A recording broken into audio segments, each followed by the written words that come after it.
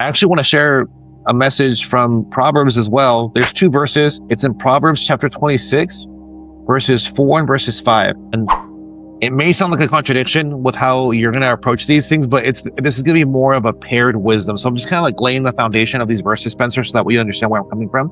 So the first one reads as follows. It reads, "Answer not a fool according to his folly, lest you be like him yourself."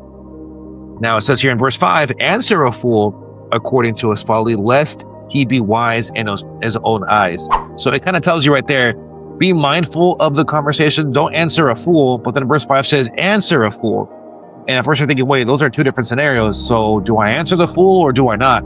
And I think what it's actually trying to tell you is that if you understand that someone is very haughty or very negative towards the Christian faith because of whatever reason, whether it's politically charged or whatever other reason why they feel the way they do towards a negative perception towards the gospel, you're going to want to be very mindful of how you operate with that, right?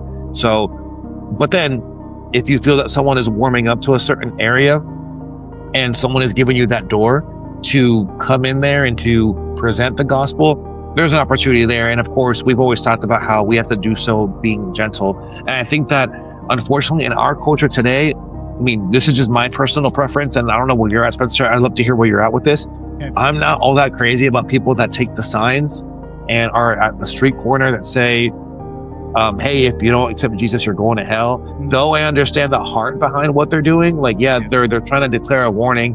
But in our day and age, with everything being so hot and heavy sometimes when it comes to our politics, even to conversations that we can have about certain things like that, I would prefer much more of a personal, like, interaction. And actually just recently, I live right next to a mall over here in Southern California, and I see individuals that will go up to people and they're evangelizing, but it's very different than what we've seen before, where you're not seeing the signs, which they still exist. And I'm not trying to cast down anyone that does that, but the style that I prefer is more of a conversational one. And I've had them interact with me, and I admire it because, like they're trying to evangelize to me, and then halfway through the conversation, they'll realize, this guy's a believer too. Okay, cool. Where do you go to church or whatever?